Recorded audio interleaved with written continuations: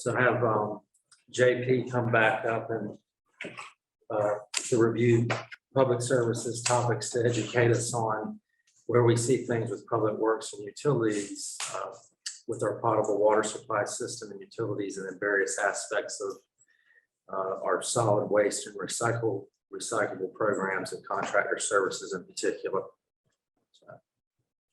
Okay, thank you.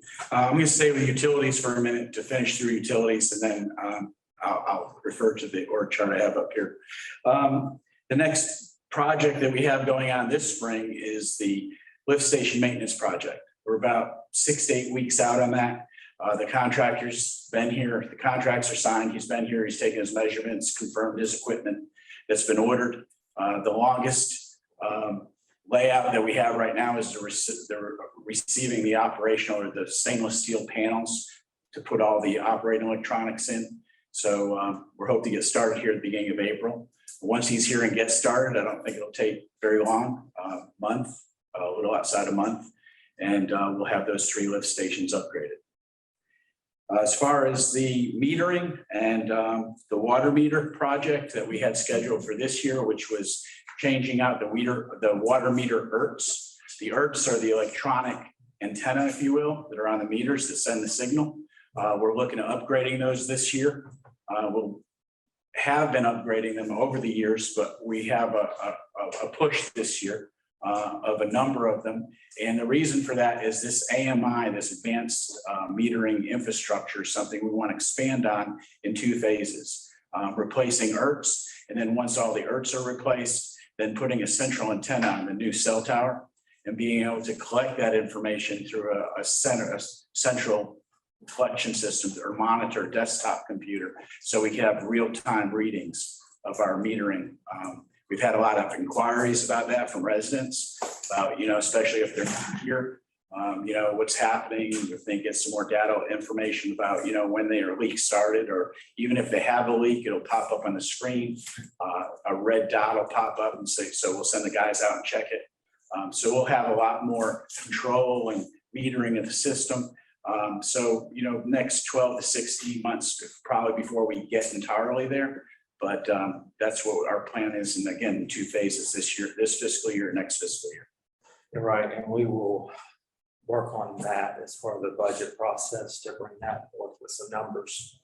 And the other one I want to make is, so Michelle Kesmodel is our administrative assistant at the front desk, which happens to be right outside my office. And I can tell you, there's so many phone calls she makes, both proactively and reactively, to property owners that are not here and do not realize that they got a toilet flowing or some other issue with their water system. And having one of those conversations, the time they take, the level of explanation and the follow-up, a lot of times with JP, because that's, the response that Michelle provides, there's times where, no, that can't be possible. It just can't be possible. Not to mention we have, and because of that, it's something that we have in place in our ordinance where you get a one-time reduction. Right. A lot of towns, utility companies, they don't do that. You owe them. They might work some sort of a payment schedule, but you're going to pay the full amount regardless. So that's something that we do that is a cost on occasion. So. JP, yeah, so I think your statement answered my question. So individual residents can be monitoring their meter remotely is what will come out. I don't know if we're going to go that far, but right now we'll be able to see it. We'll be able to see if there's a problem. So internally within utilities, we'll be able to react. Are we going to open that pathway up to the public? That's another discussion we need to have with our IT director and a number of other people before we decide if we're going to do that or not. Okay. I think the level of safety will be there once we have access to real time. If they want to read out or print out, we can give them that. I think it's just another discussion probably for another day. And then given you have that capability, will we be putting together a protocol for this is happening? I'm going to go shut off the water at this location, and then move on. Yes. Yeah. Okay. Just enhancing what we have in place, the SOPs we have in place now. Right, okay. And then this is all going to be paid for out of the enterprise fund. This is not looking at any debt coming at it or anything else. This is just something that will work into our regular budget year. Good. Two other items, water collection distribution related. We are looking at zoning the island so that when we do have a problem, there's an area of impact that we can zone it. Right now, I'm looking at maybe 7 different zones on the island, so that when we have an issue, we don't have to shut the water off on the whole island anymore. Now, how long will it take us to get there? It's going to take a while. It's going to be going back and looking at all the valves we do have, making sure they're working, and then going back and see where we'll have to install new valves to be able to do that. But that's something that's on our radar. I just wanted you to know that we're looking at it. We've started preliminary work on that on paper, and I will start working that into my budget presentation this year. We have, in the instance where we've had an issue with the water line, like at Middle Island, where we went ahead and put one in. So, Yes, we've actually started. Once we start, when we put the valves in, then we'll look where we want to run parallel lines to, where we want to run home runs for water so that we could bypass certain areas if we need to. So, and again, we'll do that on an annual basis going forward and do that out of the enterprise fund and looking at doing that as part of working into regular maintenance. Okay. Any questions? Water related, wastewater? Chris or JP. So Chris, you mentioned the number of calls that we have to make when there is a leak. Can you, like, how many a year are those? And do you have many repeat offenders? I've just made that comment anecdote from an anecdotal. It's just, I'm in my office and it just, I don't know, Zach's the numbers guy. Maybe he could put a number to it. It just seems like it is. At least a couple every other week. I would say a good handful a month, right? I mean, I'd probably say 10 or more each month for different properties in which you try and be proactive to just educate them and let them know what they have going on. And it's always reactive. It's after the bills or the meters are read and the bills are ready to go out. So this AMI technology will just give us that option of being proactive to begin with and helping to alleviate some of those unaccounted for water charges, right? Yeah. Oh, yeah. A running toilet can run 2 toilets, or even a toilet over a period of time can run 100,000 gallons of water. Oh, yeah. People don't, it can, but it can. And they're intermittent. And then our staff too, with our meter read, we have to send him back out, get new numbers. So just some thoughts, and I will admit, this is from personal experience, who had a water issue recently.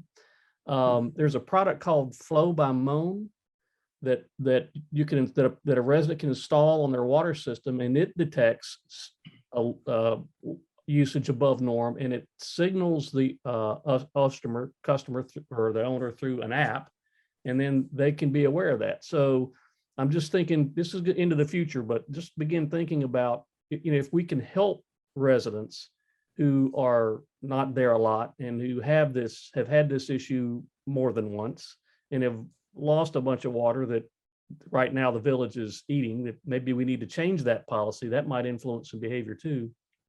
There may be some things we need to be thinking about to help mitigate and make this situation a little better. I just throw that out there, just JP, just to think about for the time being. Yeah.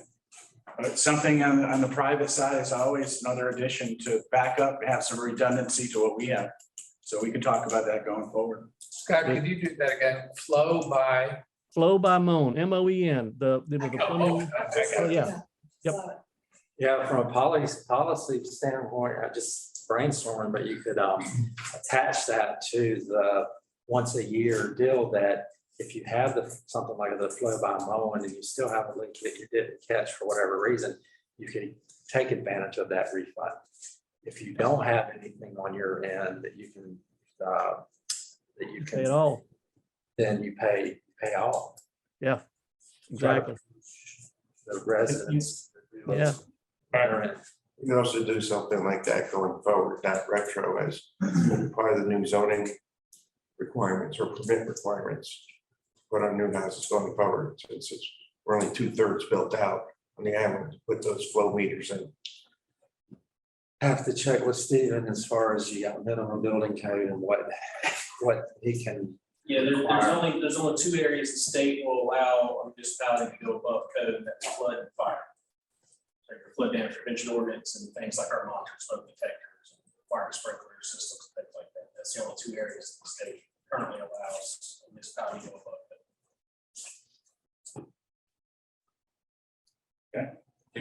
There are, put out there are some municipalities that have, those app type software programs available to customers directly. So once those AMI, the infrastructure is installed, they can get those apps and then they can read it themselves. We just have to do some more research on it before we get to that level.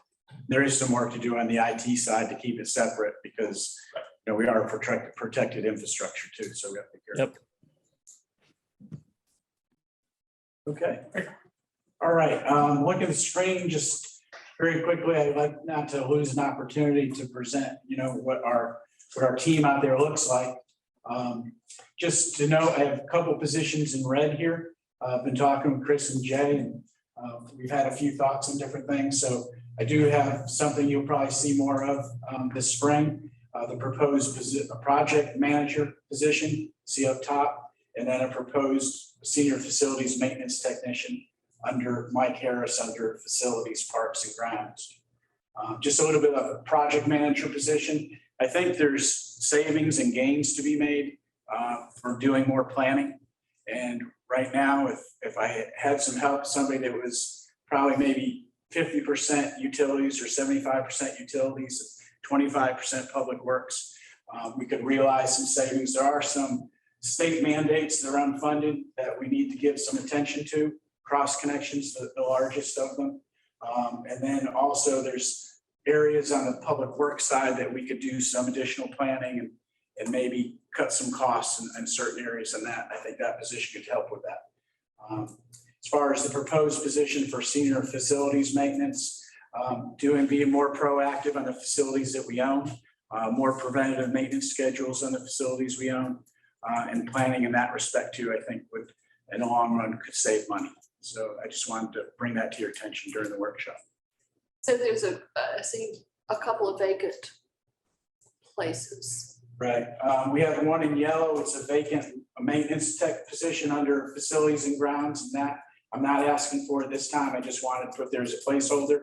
If we do build more facilities going forward, I just want to keep that in there as a reminder that if we want to expand that preventive maintenance in-house schedule on facilities, we probably need to look at that. And the same thing under the wastewater plant operations? Oh, we have 2 vacant positions that have been approved that haven't been filled. Okay. We filled 2. I was going to give that in my report at the end of the day today. Sorry. We did fill a maintenance technician position, Jason Jacobs, over on the extreme left-hand side.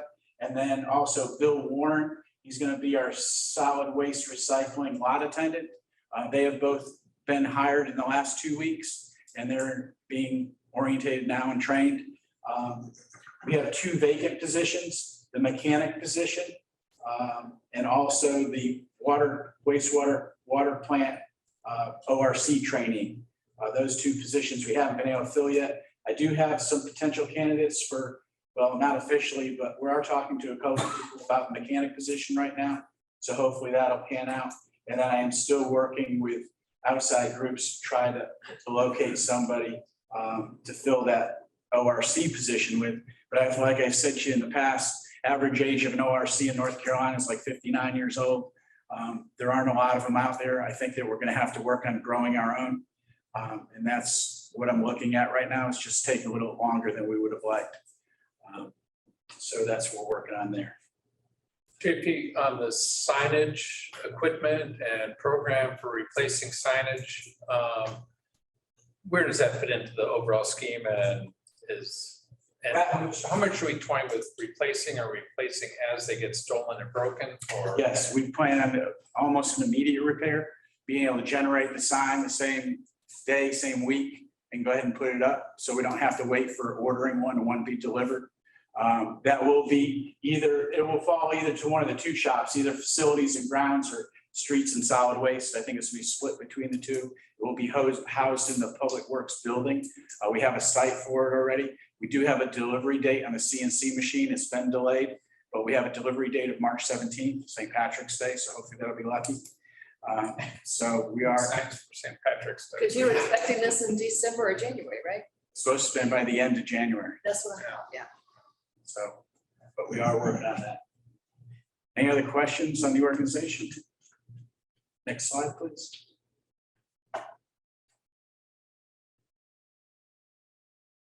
This is a like document I had last year. I just wanted to use the same format so I could compare.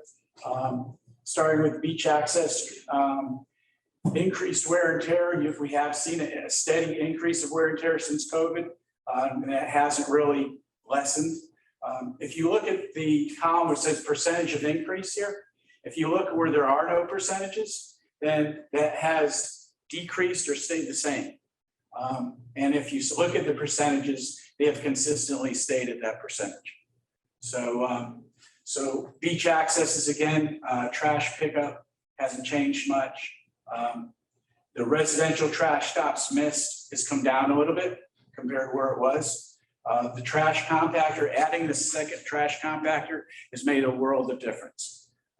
It's really helped out a lot. If you've noticed, there's not a dump truck sitting out there to take extra garbage. The biggest challenge we have now with solid waste is when we have the barges down and we can't get the trash hauled off the island. That's our challenge. Not so bad in the off months, but in the peak months, that could be a potential issue going forward. And that is only going to get tighter as we get more houses built and as we build out our percentage of build out, and it gets higher because there's going to be some point where, you know, the current bar schedule won't be enough, but what are we going to have to do to push it so it takes the next step? That's going to be something I would like to have as an ongoing discussion versus tripping over it at some point. So maybe we can, I'd like to introduce that at this point. Recycling, commingle, we constantly have challenges with that. We're looking at maybe a different approach, maybe building some steps with a walkway, and with open top containers so people can actually go up, dump their recycling in, and then discard their plastic bag. Right now, the way it is, there's a couple of different ones. One container has a lower window, one container has a higher window, but no matter, it's hard to get those bags in there and empty them the way you should. So it's not considered contaminated commingle. So we are working with GFL. We hope to bring some changes to you before too long about that to help with the recycling. Cardboard has increased. It's you know, with everything that's being mailed, you can only imagine. Metals has come down a little bit. Tires have stayed about the same. Electronics has come way down. Maybe because the types of televisions we have now, or maybe that for a while we were getting a lot of the old style televisions. They've seemed to disappear. So we haven't had a lot of on the electronics. That's why you don't see a percentage there. Chemicals and paint have pretty much stayed the same. We think that in our education that we put out there and ask people to take things off as they come on, I think that's helped a little bit, especially with the donations. I think it has helped.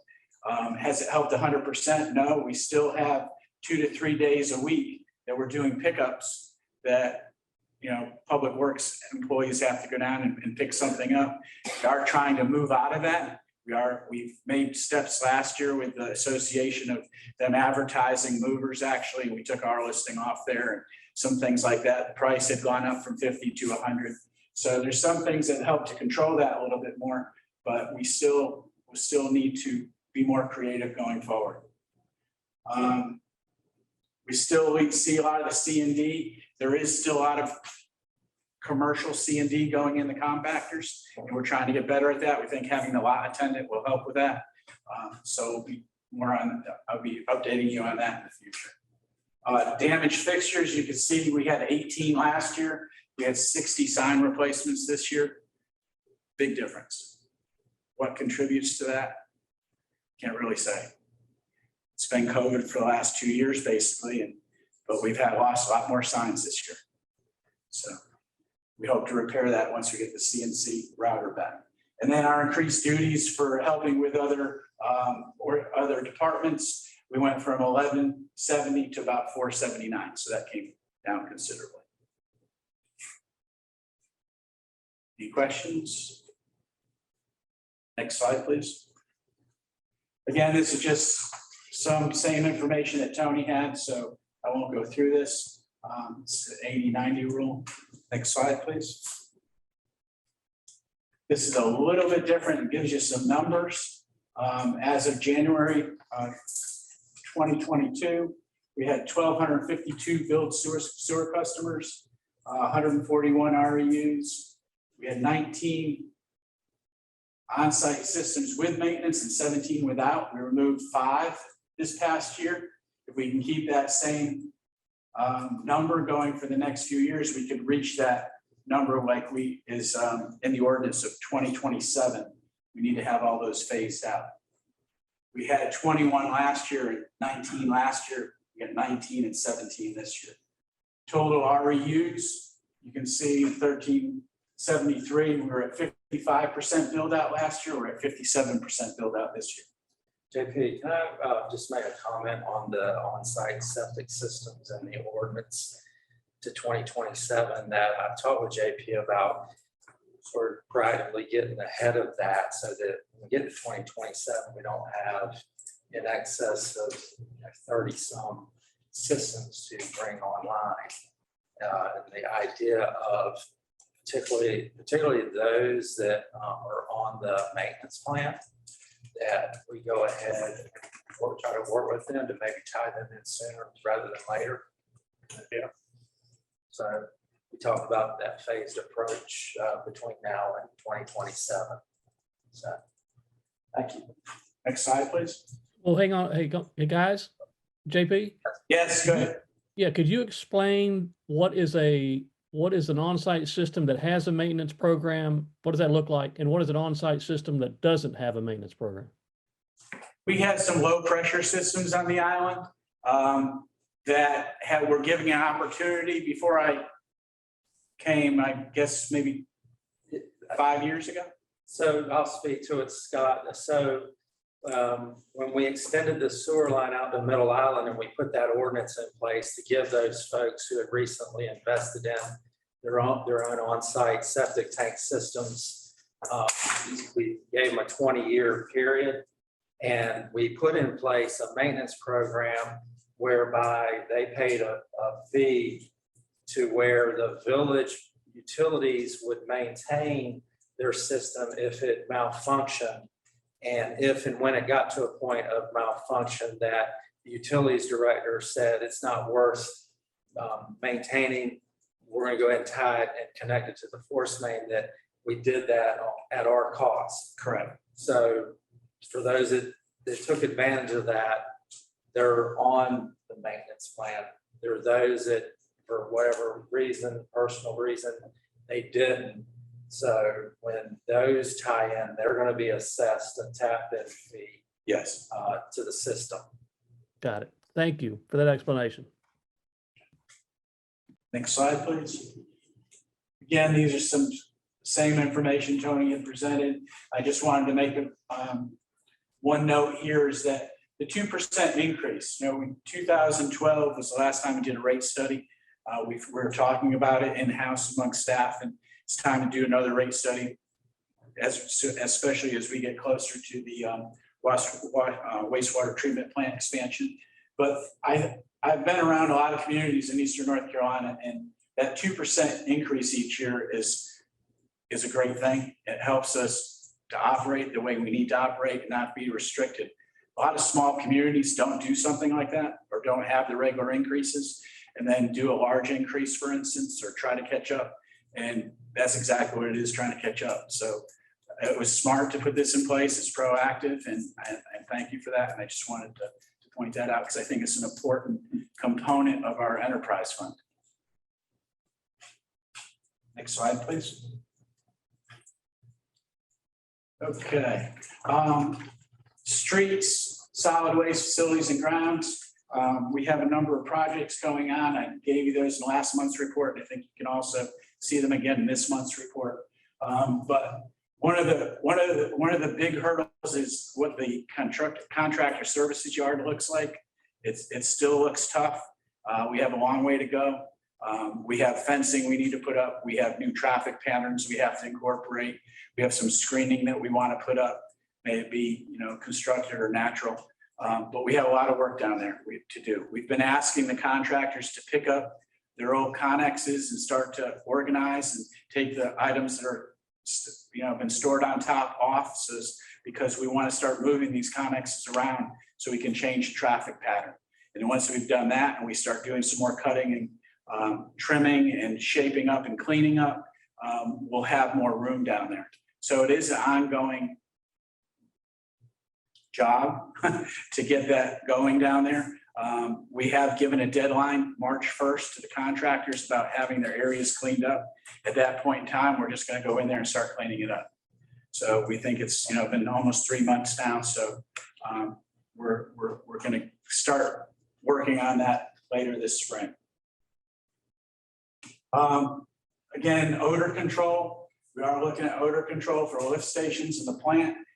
We are going to gain and have it get improvements on that as we come into a new sludge control procedure, whatever that happens to be. We are looking at a couple of different options this winter about how we're going to dewater our sludge and how we're getting it off the island. That's also going to help with odor. I do have some contractors coming out later this month to look and take some samples to see what type of anaerobic bacteria we do have in different places, so we can look at maybe some of the treatments for those to get a more of a handle on those odors, different lift stations that we have on the island, not only at the plant. And then we are looking at changing some of our chemical treatment from some traditional types of treatment to some more progressive types of treatment, if you will. And we'll see if we can gain anything in the biological process from doing that. So that's going to happen here in the next few weeks. Wastewater collection lift station, repair, maintenance, we've talked about that. The only other thing I like to say is right now we're set up as a 3-year plan. We'll continue to work with that, but I might be coming back to you. For this year, cost-wise, we did 3 lift stations instead of 5. The 3-year plan looks at doing 5 a year. So we might have to, we might have to revisit that depending on what happens with the cost on those. You've heard about the wastewater treatment plant expansion. We've talked about the meter upgrades and central monitoring. Water plant expansion, again, is something that can be done in the footprint that we currently have. We can use even the RO racks we have just by increasing the number of vessels that we have in them. We've also already this year have gone back and improved our pre-treatment filtration. That's in the process of being installed, and that's going to help long-term too. But again, I think that our water plant expansion for the near future is something that we can work out of the enterprise fund and make sure as we grow that we're increasing the number of vessels or what we need. Also, that will be reflected in probably adding wells and then adding the percentage of use with our interconnect with the county. So it would be a combination of different things to get our capacities up. If you, just for clarity, it's not a physical expansion. No. It's Operational physical expansion. increase in our water production. Yes. Things with the RO system to improve efficiency. We have X amount of vessels right now that can produce X amount of water per day. So we would increase the number of those vessels to increase our production rates. We would also need, right now we don't need to, but if future we could expand in our well field that we have. We have approved one more well site right now, but we have a well field that we can go back and request other approvals for additional wells. And then as I'm talking to Brunswick County, I've talked to them about as we grow, we'll keep our percentage of water the same, which will be an increase because our total production will be going up. So our percentage amount will be going up, but not as our percentage hopefully bought water. Motor fleet, I just wanted to mention, I think I did in our last month's report, is that once we have the mechanics position filled and Mike Harris is able to move up to that superintendent position, you'll see us being more proactive on preventative maintenance and maintenance on the buildings we do own. A quick motor fleet. Our vehicles right now, Yes, how many of them are electric? Or, we have about 70 altogether. I'd have to get the breakdown. I'd have to look it up, but I mean, a good number of them are. okay. Because I think we should just be always evaluating that. How many- That's a lease purchase option too. Zach, do you have an idea? All of the golf carts are, but as far as like electric motor vehicles. No, we don't have any at this point. Administration's all electric golf cart, public works and utility. But we're considered services vehicle. Safety are all gas powered. So, For our purposes here, I am going to refer to carts as part of our motor fleet. I know it's motor fleet. Right. But because the mechanic position does service a number of those. The ones that come off lease that we purchase, that we own, and then we have ones that are leased, we send those back to get maintenance that are on lease. And then the ones we own, we take care of, and the mechanical ICE vehicles we have, we take care of. We are working on those too. We have a regular spread list on Excel now that gives, all the equipment, what it's, depreciation, when it should be depreciated out. So we're getting better at that, and we'll have a more complete list going forward as Mike is able to transition from the mechanic position to the superintendent position. So that'll also be in his area. Okay. And that's all I have. Do you have any questions? Thanks, JP. Thank you.